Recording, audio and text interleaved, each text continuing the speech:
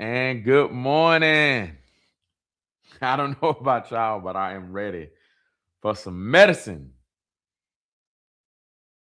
It is Wednesday. Let's get it. Today's prescription comes from Proverbs chapter 11, verse 18. The wicked person earns an empty wage, but the one who sows righteousness, a true reward. Wickedness person, empty wages. It doesn't amount to anything. But the one who sows righteousness, a true reward. As God has blessed us with this day today, I want you to have this question in mind. What are you sowing? What are you sowing today? With each situation, with each circumstance, every conversation, what are you sowing? When I feel like things are not going the way I think, I'm not caught up in that. The question still, what are you sowing? And oftentimes we look at what everybody else is sowing and we'll use that to justify me, you, us, an empty wage. What I mean by empty wage, for us to move in wickedness. We'll justify that by looking at what everybody else is doing. Therefore, it excuses my next move. But that doesn't take away the emptiness of it. And what the Lord wants us to really grab hold of is the significance of our sowing. The, the person who sows righteousness, a true reward. And that's the attack. Because I have to choose to sow this. And the reality about sowing righteousness is not pleasing to my flesh. Because I can come with the mentality, why do I have to do that? Why do I have to be kind when everybody else is not kind? Why do I have to be the one that take the low road when everybody else is not? And so there's a fight against sowing in righteousness. Because sowing in righteousness is not appeasing to the flesh. It's not appeasing to my emotion. It doesn't soothe my soul. But the reality of it is, it takes control of it. And it doesn't feel good. But the reality of it is, the Lord said it reaps a true reward. There's a cost. Do I think about that as I'm out here am I taking away from my own true reward? Are we taking away from the reward that God has for us if we choose to sow righteously? I lost sight of the bigger picture because we have got caught up in our own picture. That the very thing that's needed right now and the ground that I'm facing, the ground that I'm walking on, is a seed of righteousness. I want us to take that in mind today of asking ourselves, what are we sowing? What are we sowing? Do we understand the impact when we choose not to sow righteously? I'm thinking about King Saul, and King Saul chose not to sow righteously. And it not only cost him the kingdom, it cost his family behind him. His son Jonathan was supposed to be the next in reign, but because what he chose to sow, Jonathan and the rest of his siblings reaped the empty wage. I want us to really think about this because what we choose to sow, therefore we will reap.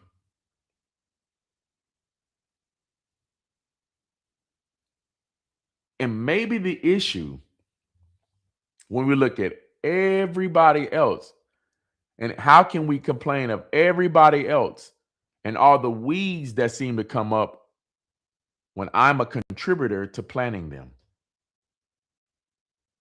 I become a contributor because of what they've done, I continue to do myself.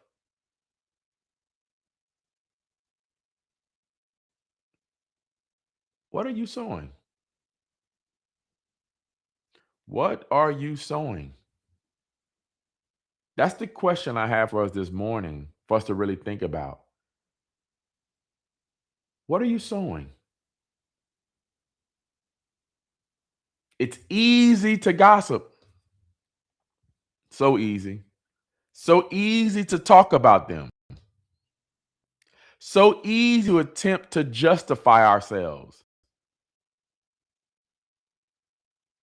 And we miss, what are we actually sowing?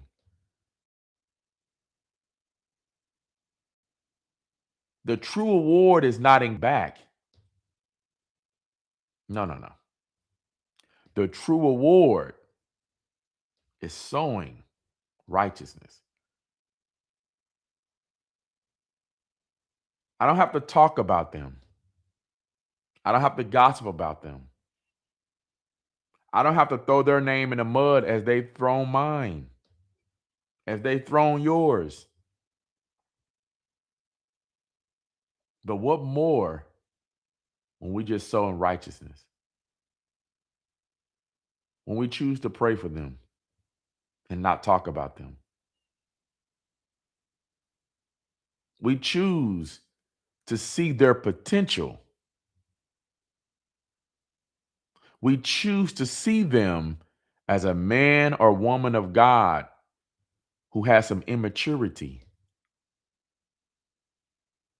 That doesn't mean for me to broadcast their immaturity. That means me to sow seeds of righteousness into their immaturity. It's easy to get into the conversations and talk about this and talk about that. But who is choosing to sow righteousness? That's the difference maker. Who is choosing to sow when everybody else, what they're planning is an empty wage? Because the rarity is the sowing of righteousness. I look at Jesus, right? I look at Jesus, and this is one of the things that always amazes me about Jesus. I want this to be at the forefront of our minds. One thing I didn't understand is that the disciples seem to be getting on Jesus' nerves sometimes. Like he give them a lesson and they wouldn't get it. they, they wouldn't get it. And he'd be like, "Ye of little faith." Then the next thing you know, he'd say, "Must I remind you again?" And other times he'd get around some Gentiles and he'd be like, "Man, they got greater faith. This is the type of faith I'm looking for." And I could just picture him just looking at the disciples and like, "This, what's up?" I could just picture that. Or when he was in the Garden of Gethsemane and when he was being arrested, those that he walked with for 3 years ran. Yet when he was resurrected, this is the beauty of it. He sowed seeds of righteousness into them. No matter how much, no matter how much they didn't get it, no matter how much that he had to repeat it, he just said it again. And the seed of righteousness, the sowing of righteousness was he say it a different way the next time. He give them a different type of parable. He continued to work with them. I'm just saying that's what it looks like. And I was always amazed of that. But he's showing us the example of choosing to sow righteousness. How could I be around the betrayer who I've shown nothing but love to, yet they choose to betray me? How did Jesus get back at him? By sowing seeds of righteousness. The warnings. Still showing love to his enemy. Righteousness. He could have talked about him. He could have no, let me sow seeds of righteousness. Even though they may not get it, let me sow seeds of righteousness in my patience. Let me sow seeds of righteousness in my self-control. Let me sow seeds of righteousness with my kind words. Let me sow seeds of righteousness by my boss. I might be smarter than them. I might be better with them, better than them in this arena. Matter of fact, I probably want to need their job. But the sowing the seeds of righteousness is helping them in their job, helping them where they fall short. And rather be a co-worker. It doesn't matter. What seeds am I sowing? What seeds am I sowing when it's dealing with that person? We don't even need to say their name. You know who it is. But what seeds? What am I choosing to sow? Am I moving in wickedness?